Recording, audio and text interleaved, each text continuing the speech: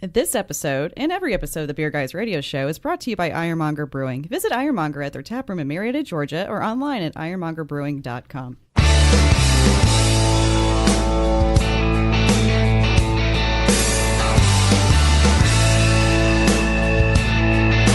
Open up a tab, grab a seat, and pour a pint.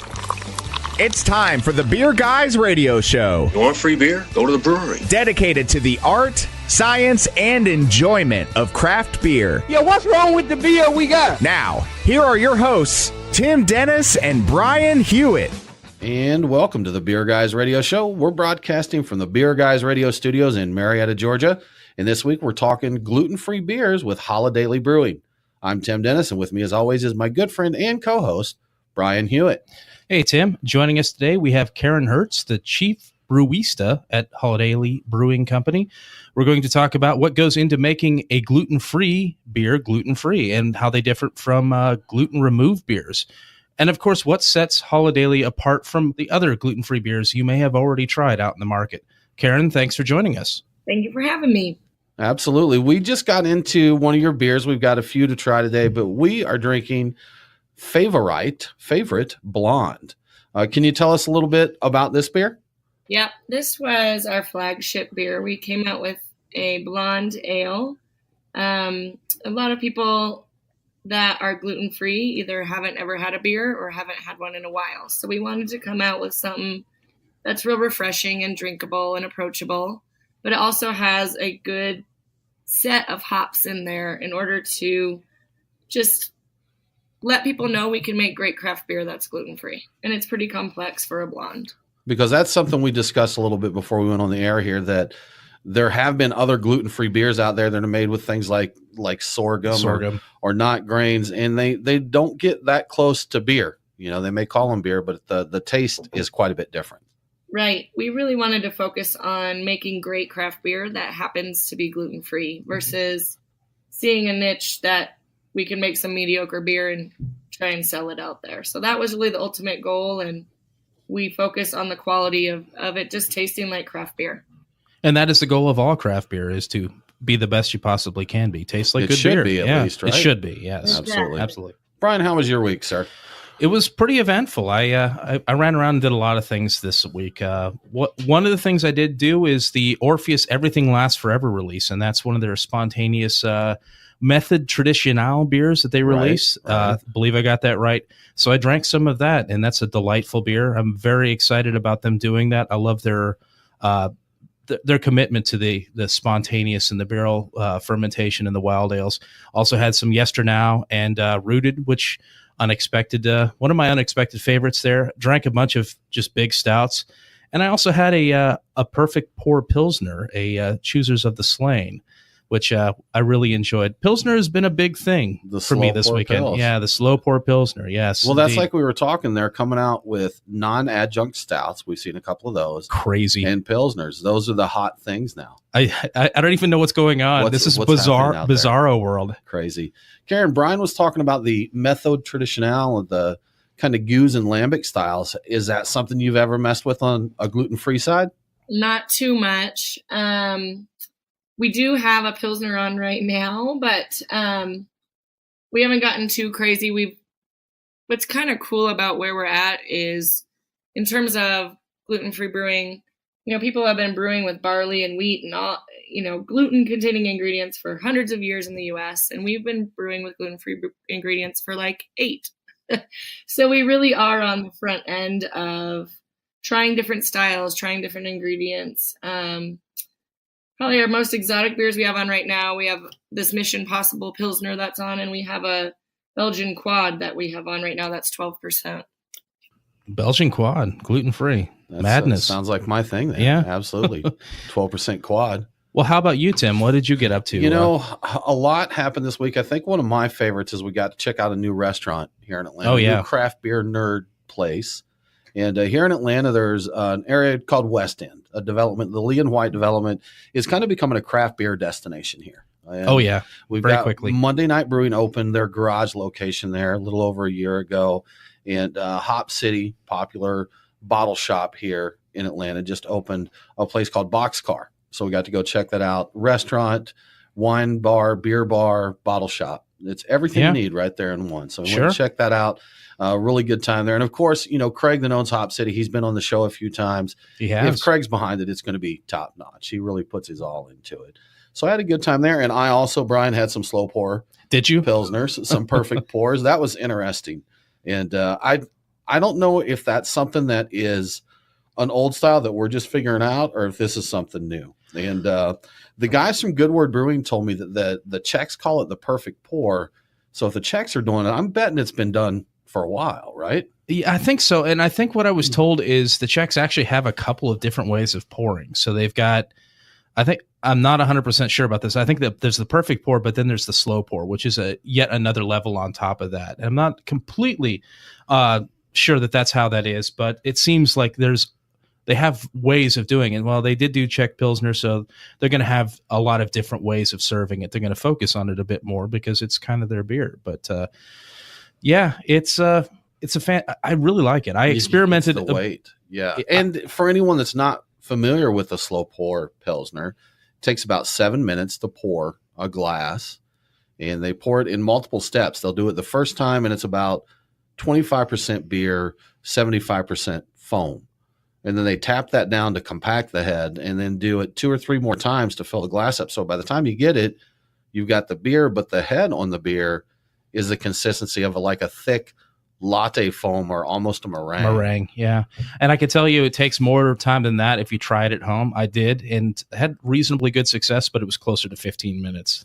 Right, yeah. Poured it out of a can if you don't have that special tap. It's all about height at that point. You got to give it, you don't have the pressure, so you got to go with the height to agitate all the CO2 out of it. I can just see you in there holding the beer way above your head trying to. Oh, I was. I was flourishing. It was fantastic. Yeah. Smalls, you're in the studio with us this week. I am. A special treat we've had you here a couple times lately. I know you guys are going to get spoiled soon. Yes. Maybe I'm getting spoiled. One of us, right? Somebody is, yeah. What'd you get into this week? So I went to the Orpheus release as well. Brian and I missed each other like two ships in the night. We did. Yes. Yep. So I got to enjoy the Everything Lasts Forever. And of course, I had a lot of my favorites still on tap, like On Reborn Again. What was it? Truth and Chaos or something like that. Sure. I loved all those beers that he had at the 4th anniversary. And then I went over to the Monday Night Garage after that because I had that release on Saturday. So I picked up a bottle of that, and I still had Como Te Lamas on tap. So I had some of that. And the Monday night release was, I think it's called Vinology or Syrah. Syrah. Yeah. Syrah grapes, or was it a Syrah barrel, or they actually put Syrah grapes in? I think it was a Syrah. Some grape I don't must. know. Could be must, could be a barrel. Either way, it was a beautiful color for it. And I ended was. up buying a couple bottles and bringing it home Of for course. later. Yeah. Yes. For Like after you do. Lent, right? Yes. After Lent. Right. Yes. Yeah.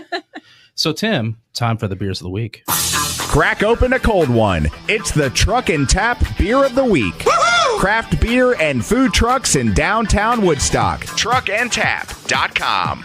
Well, Brian, we're going to get into several Holidaily beers. We're going to get into these gluten-free beers. We did a little pregame with a non-gluten-free beer, one from our friends at Sweetwater, the Peach Love and Happiness, which is a peach Berliner. Tasty beer. Sure. Nice light tartness there. So we are currently drinking, as I mentioned, the Holidaily Favorite Blonde. We also have Fat Randy's IPA that we'll get into, and a Riva Stout. Sounds good. Let's do it. Good to go. So, Brian, we chatter a little more this week, but you got some craft beer news for us? I do, and I have one specifically picked out for this show. What's in the news? The beer guys have the scoop. Extra, extra, read all about it. Time for headlines. Reportedly, Dutch researchers have been able to create wheat that's safe for people with celiac disease. Now, this is coming from bakeryandsnacks.com. I kind of like the website a lot already. They're doing this with the CRISPR/Cas9 gene editing technology. They basically destroy toxic antigens in gluten without removing the desired effects gluten has on baked goods. But we're going to have to wait a while before we see, celiac-friendly actual wheat beer and bread on shelves because they got to do a lot more work. And there's a lot of regulations that they have to navigate, considering they're in the EU. So that's kind of an interesting bit of news for people out there with gluten sensitivity and intolerance. Yeah, be good. And I want to get Karen, I'm not sure if we have time right now, but I want to get your thoughts on this news here when we come back. So sure. You're listening to the Beer Guys Radio Show. We do need to take a break, but we'll be back very soon.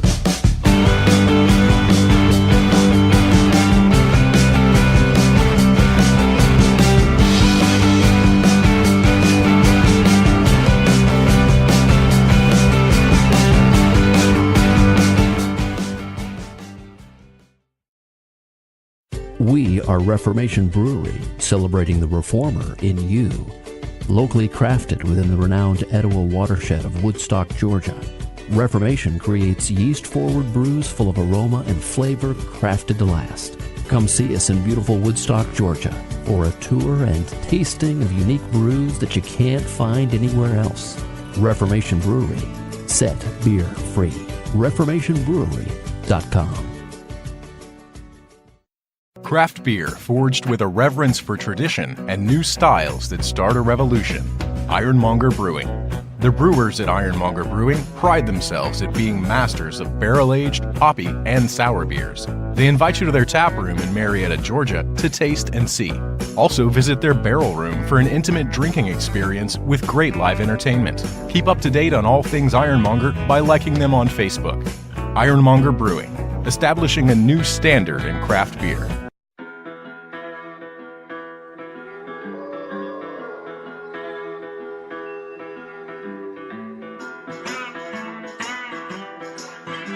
Follow the Beer Guys on Facebook, Twitter, and Instagram. Your revolution is over, Mr. Lebowski.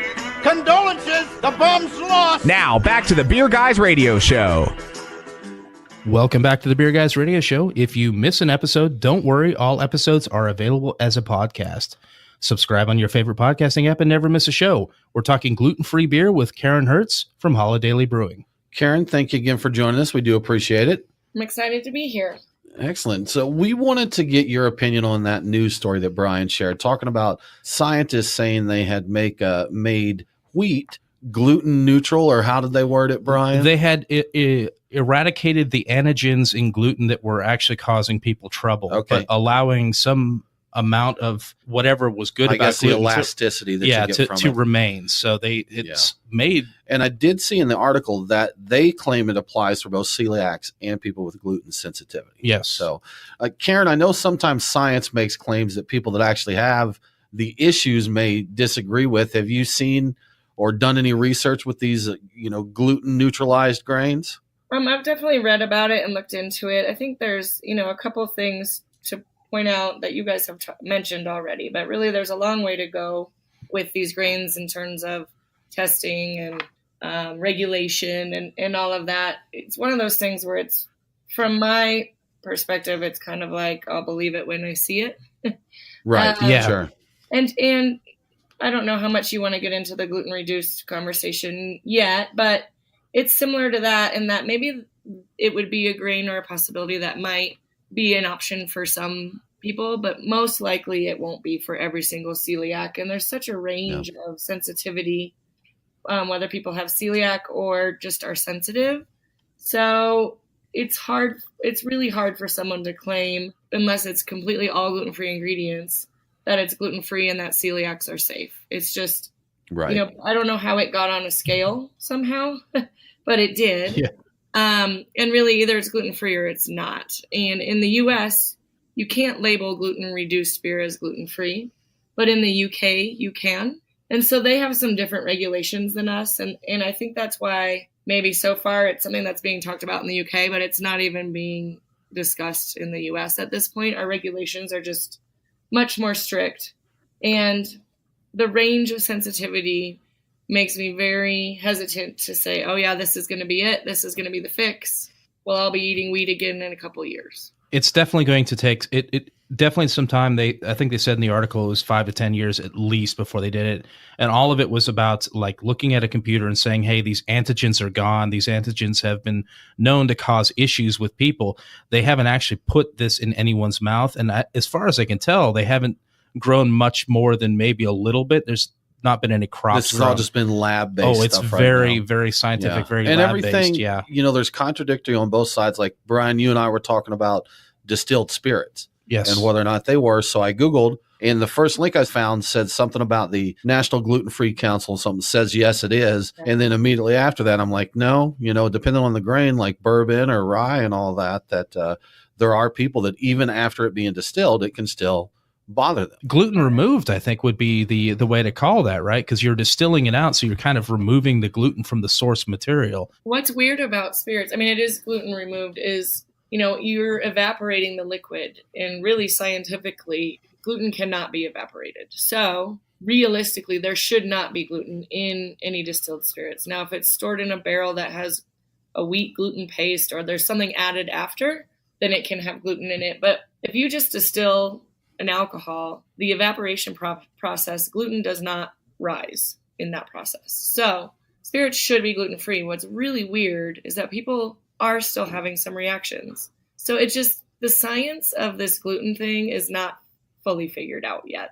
Okay. And again, like you said, that could be any number of things along the process that it's getting something is getting in there other than just the pure distilled spirits. Well, Karen, speaking of Holidaily Brewing and gluten-free brewing and beer, what brought you to start a gluten-free brewery? Really, it's a combination of different areas of my life. I've spent 10 years at Miller Coors. I live in Golden, Colorado. Our brewery's up here too. So I was in the beer industry, did mostly distribution with them, and had an education. I have an MBA in entrepreneurial studies, and not because I ever thought I'd be crazy enough to start a company, but I enjoyed studying it. And then I ran into some health issues. In 2007, I was diagnosed with melanoma. And in 2008, I was diagnosed with thyroid cancer. An autoimmune disease called Hashimoto's. And treatment, in addition to surgeries and some radiation, was cutting out gluten. And I was at Coors, and I love beer. And beer is a huge part of the Colorado community. You guys talk to WeldWorks. Sure. There's 400 breweries here now. Yeah. It's just a part of Colorado. And it sounds like, based on everything you guys did in the last week, it's becoming a real big part of Atlanta too. I started trying the gluten-free beer options out there and felt like the quality of the beer was not really beer. I am not a cider drinker, and I like to go to a lot of sporting events. So we have season Bronco tickets, and I go up to see football games and the Colorado Rockies. And to me, those are occasions where I want to have a beer. I don't want to be the one drinking vodka soda or wine or whatever. I want to have a craft beer. So I really started this company on a somewhat selfish mission to figure out how to make good craft beer. Started homebrewing and learning about ingredients, and discovered that majority of gluten-free beers previous were made with sorghum syrup or rice syrup, and that was causing that quality issue, and that it was making beer that I didn't really enjoy. So I found a company that is also in Colorado that malts only gluten-free grains, and she malts them and roasts them so that we can make any style of beer, any color. And it was just luck that she's here in Colorado, and this company is called Grouse Malt House. So she, like I said, she malts primarily millet and buckwheat, which are both gluten-free grains from the beginning. She does maize, she does quinoa, but we ultimately at this point are using millet and buckwheat in a combination of those two grains. When you're brewing, hops are gluten-free, water's gluten-free. We can pretty easily get gluten-free yeast, so that's a little bit of a challenge, but not really an obstacle. And the grain piece of the beer was the big obstacle. So you're saying that there are some yeasts out there that involve gluten? Yeah, they propagate off of it. So when you're we just have to be a little bit careful in terms of what it's packaged with is gluten-free. We saw that Grouse Malt House when we were looking up, and they offer a good variety, different darkness levels, so you can really get a big variety of flavors and colors in that, just like you could with a regular craft beer, craft malts, correct? Yeah, she is a genius. She started her company about 2 years before Holidadily. We opened in 2016, and she opened in 2014. And at that time, she was in a brewer science class up at Colorado State, and there was a woman in the class that couldn't drink the beer when they'd go to breweries.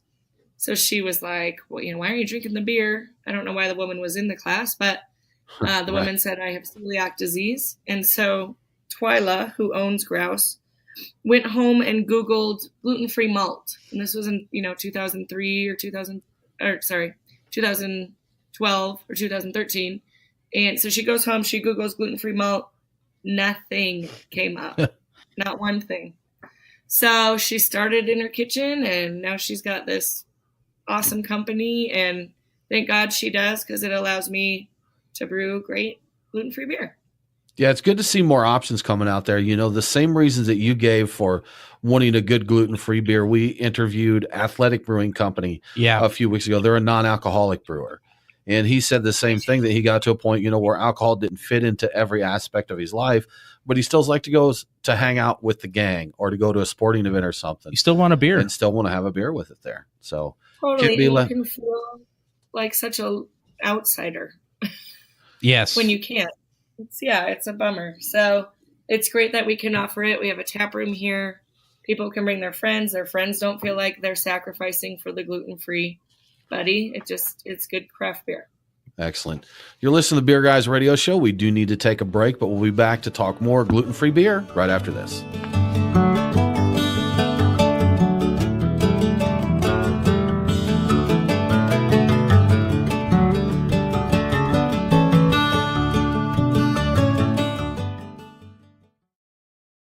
Brian and Tim, the Beer Guys. If you're like us, no lunch or dinner is complete without a pint or two of craft beer. Which is why Truck and Tap in downtown Woodstock, Alpharetta, and Duluth are always on our list. Tim, why do they call it Truck and Tap? Well, the tap part is easy, Brian. They've got 18 of them. As for the truck part, that's where it gets interesting. Truck and Tap features your favorite Atlanta area food trucks, so you're getting a different menu every day. Truck and Tap in downtown Woodstock, Alpharetta, and Duluth. Truckandtap.com. Let them know that the Beer Guys sent you. We are Reformation Brewery, celebrating the reformer in you. Locally crafted within the renowned Etowah watershed of Woodstock, Georgia, Reformation creates yeast-forward brews full of aroma and flavor crafted to last. Come see us in beautiful Woodstock, Georgia, for a tour and tasting of unique brews that you can't find anywhere else. Reformation Brewery. Set beer free. ReformationBrewery.com.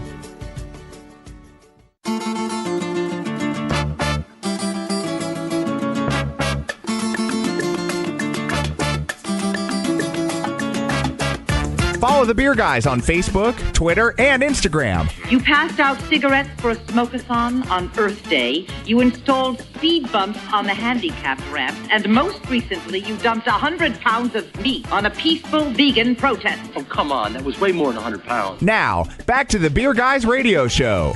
Welcome back to the Beer Guys Radio Show. I want to give a quick shout out to one of our great radio affiliates, WRMN, 1410 AM in Elgin, Illinois. Catch Beer Guys Radio on WRMN every Saturday at noon Central. And now back to more gluten-free talk with Holidaily Brewing. Karen, we are sipping on a little Fat Randy's IPA here. And you have said that each of your beers and your beer labels have some good stories behind them. So what's the story behind Fat Randy's? Fat Randy is my husband's best friend since kindergarten. He is not fat. So I thought okay. it'd be funny to name a gluten-free beer Fat Randy's after a guy that's not fat. We call him Fat Randy because in college we were all going to road trip to a football game, and it was over Thanksgiving, and everyone was in. And at the last minute, Randy pulled out and went home and didn't go to the football game with us. And so we went to the game, and after I don't know how many beers, my husband proclaimed, Fat Randy went home to have Mama's turkey instead of coming to the football game. Now, to age myself a little, that was about 25 years ago, and it has stuck forever. So we still call him Fat Randy. And I thought it would be an awesome beer name, and I let him pick the style. And, of course, he picked IPA. So Fat Randy's IPA it is. In terms of the design on there, for those that can't see it, it's a guy upside down in the snow with skis in the air. And you can YouTube Randy wipe out Jackson Hole and get a good look at why the can is designed. Okay, we will definitely do that. You need that thing where you hold your phone up in front of the camera, or in front of the augmented reality, where you actually plays that, where he wipes out when you look at the can through your phone. That'd be amazing. Yes, that'd be fun. Absolutely. That's your friends sound like my friends because I can just picture intoxicated and saying the Fat Randy comment. I can see that happening. Oh, for sure. It would stick. Now, we talked briefly about gluten-free versus gluten-reduced, and a big difference there, but why is it so important that people take note of the differences there?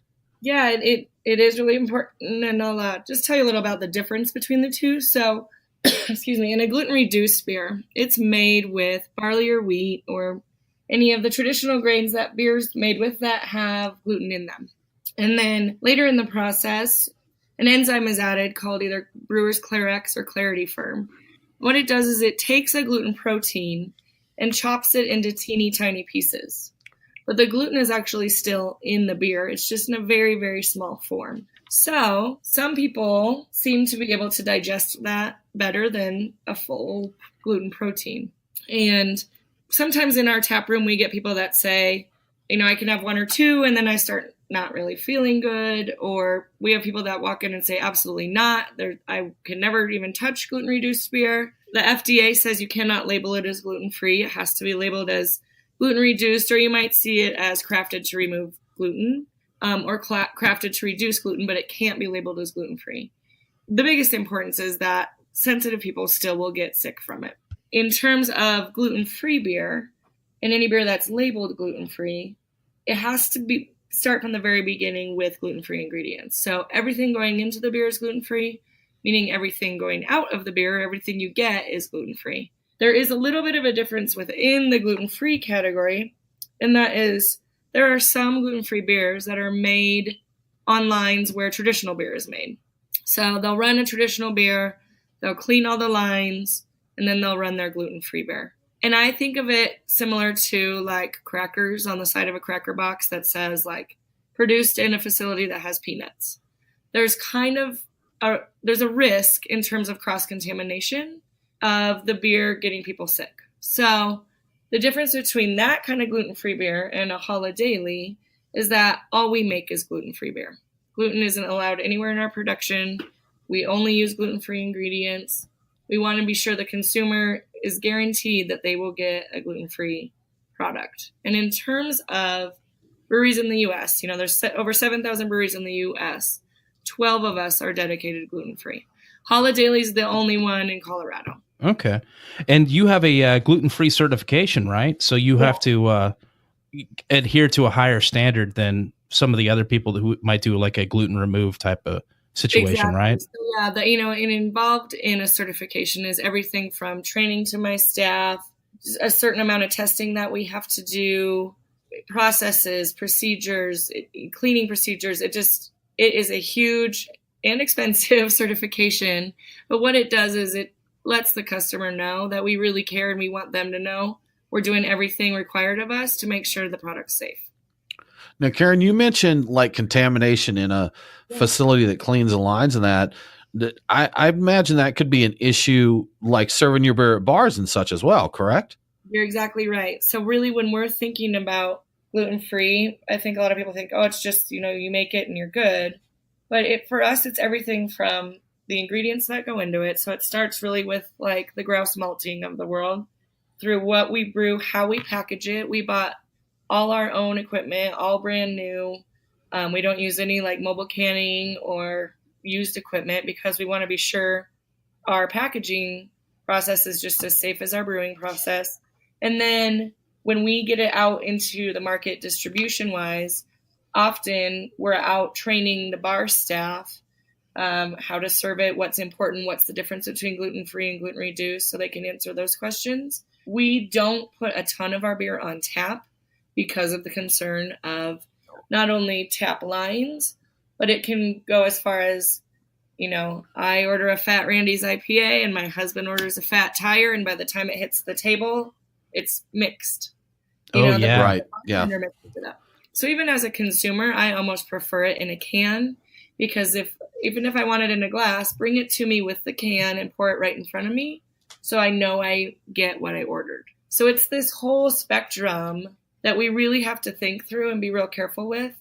Partner with the retail outlets on, bars, restaurants. In terms of the accounts that we do have our beer on draft, usually either the bar manager or the owner or their wife or their husband have celiac, and they really understand the importance. And either they replace the lines or we go in and clean the lines for them. And then we have really a regimented routine in terms of line cleaning and dedicated line, meaning you can't kick something else and throw Holidaily on and tap it. And then switch back and forth. Yeah. Exactly. So you can't do that. So the accounts that we do have, either they're tied to celiac or something that I didn't expect to happen, but has been really great for us, is we're in about 40 different craft breweries in Colorado. And the reason is they don't want to deal with these challenging grains and figuring it all out. They like our beer and they want to have a gluten-free option. And I know that breweries do a good job of taking care of their lines. So we have a big discussion about keeping it segregated, keeping the line clean. And then they have a gluten-free option for their customers. And it's not that they'll sell 1 million gluten-free beers, but what happens is if I go out with a group of 10 people, I get to pick where we go. Oh, yeah. So if they have a gluten-free option, I will pick potentially their brewery, and I'll drink Fat Randy's IPA, and my friends will drink all of their beer. So it's just a great way to promote Holidaily because we have craft breweries talking about us, but it's great for them to have an option so that gluten-free people and their friends can go and enjoy their beer too. You never really think about that, but the person with the dietary restrictions really does make a big, Sure. impact on where you go. Like, well, we got to go someplace because Karen needs to have her gluten-free beer, Yeah, seafood allergies, something like that. You don't that too, yeah. Don't go out to a seafood restaurant if there's an issue like that. And it's something that, unfortunately, talking about the seafood allergies and that, we do see with celiac or gluten sensitivity, it's not taken as serious as a seafood allergy or something. It's true. It's not. You see memes on the internet and that where... Or the peanut allergy, too. Or peanut allergy. So it could be something that could be more difficult. I could see someone not... If you say, hey, I have gluten sensitivity or I have celiac, someone kind of blowing it off, not paying as much attention as they would if you had a seafood allergy. Well, you're listening to the Beer Guys Radio Show. We do need to take another break, but we'll be back right after this.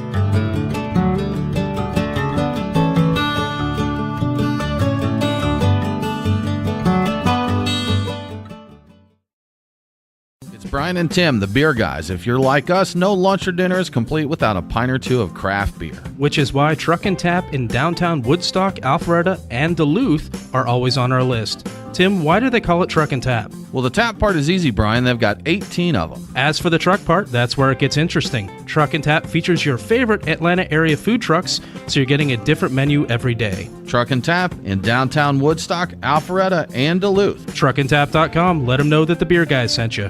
Craft beer forged with a reverence for tradition and new styles that start a revolution.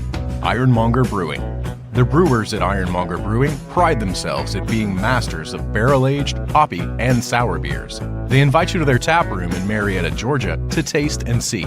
Also visit their barrel room for an intimate drinking experience with great live entertainment. Keep up to date on all things Ironmonger by liking them on Facebook. Ironmonger Brewing, establishing a new standard in craft beer.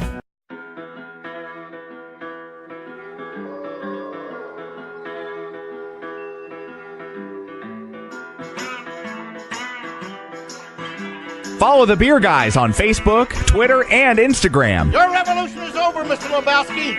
Condolences, the bum's lost. Now, back to the Beer Guys Radio Show.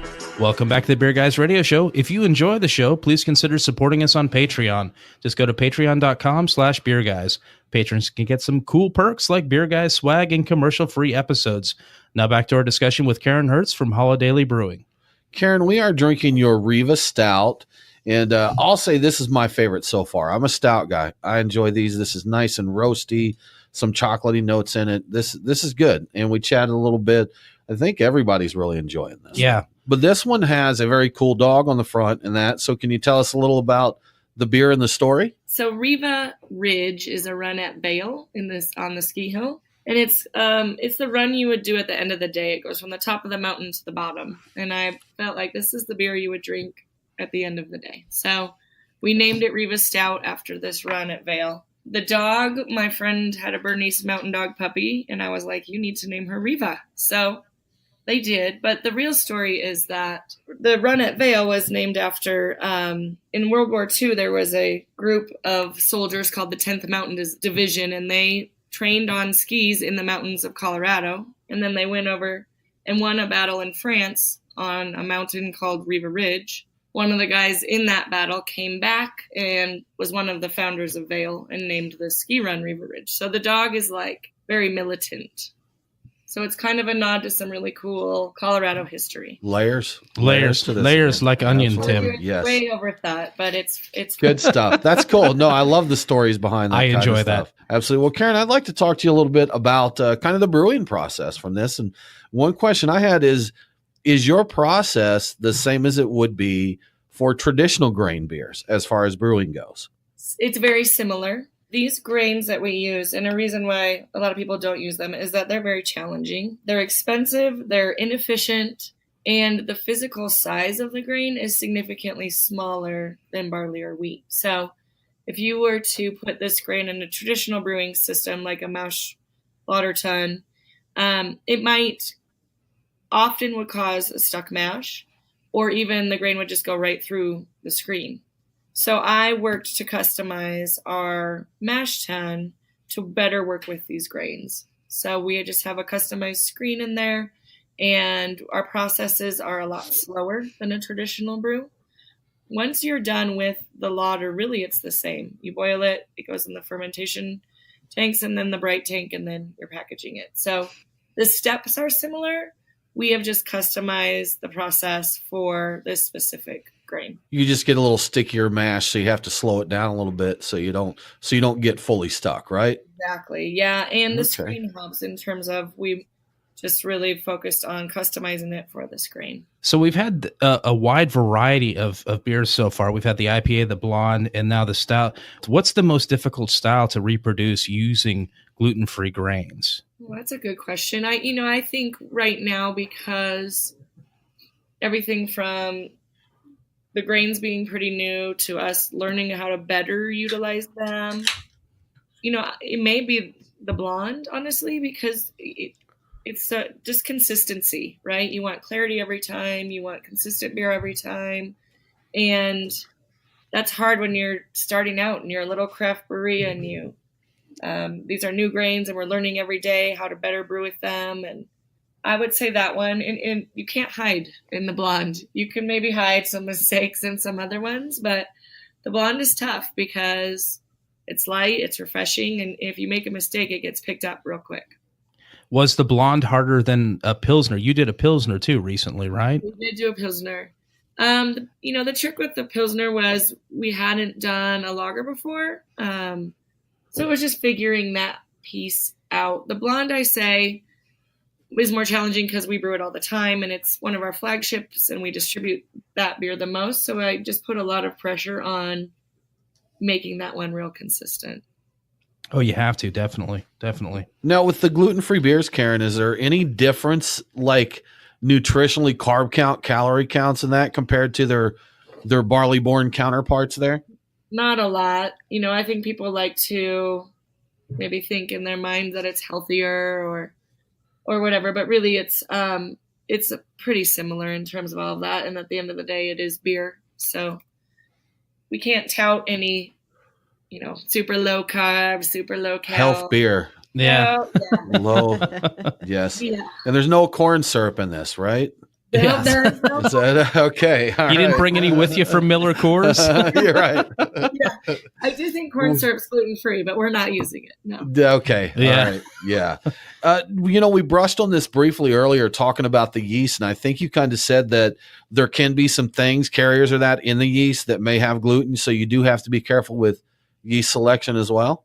Yeah. It's much less of a risk, but yeast can feed off of gluten. It just depends on how it's propagated, and so we just have to be sure we work with our suppliers in terms of making sure that it's a gluten-free yeast, and we test all the yeast that we put into our beer too, just to make sure. So have you experimented at all with some other like alternative beverages? Because I think there are definitely other ones out there that are friendly to people with celiac disease. Your kombuchas or, your even sparkling seltzers and things like that. Any interest in doing that? Have you been doing that? Or, like I said before, this is really about the occasion of drinking beer, the occasions in my case, or maybe all of our cases. But beer is just tied to so many things socially, and I want to make a product that people can have at a tailgate party whether it's golf or après ski or mountain biking or whatever we do all around here in Colorado and everywhere. I want people to have beer. So that's really my focus. There's a recurring theme here, Brian. Beer. Beer. Yeah. Beer. I want a beer. Give me a beer. I don't want a hard seltzer. I don't want a cider. I don't want a kombucha. I want a beer. Imagine kicking back at the game, drinking a kombucha, you know?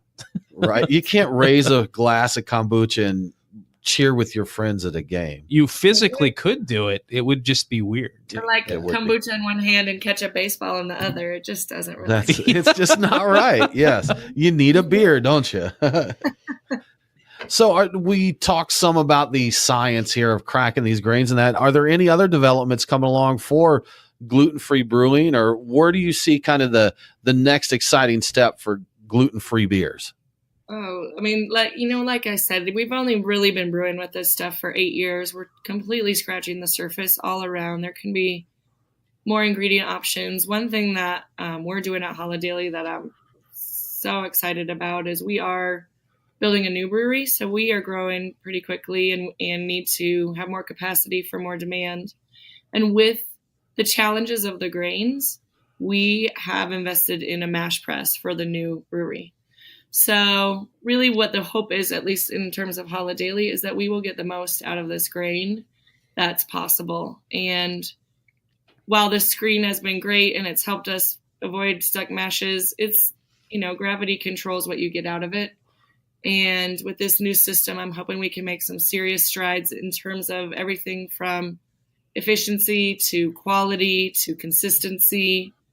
And it's really exciting for us, and we're going to learn a lot. We'll be the first dedicated gluten-free brewery to play with this, so I'm excited. So it sounds like a French press for grain, right? Is that what that is? Yeah, so it's kind of like, I don't know, the Cadillac of brewing, but what it does is rather than putting all the grain and water into a mash tun and just draining it out the bottom and letting gravity control it, it puts all the grain and water in between plates, and then I think of it as like an accordion. It just squeezes all the plates together. So you really are wringing the grain out. You're getting as much sugar out of this grain as possible. Is it a horizontal setup with the plates next to each other?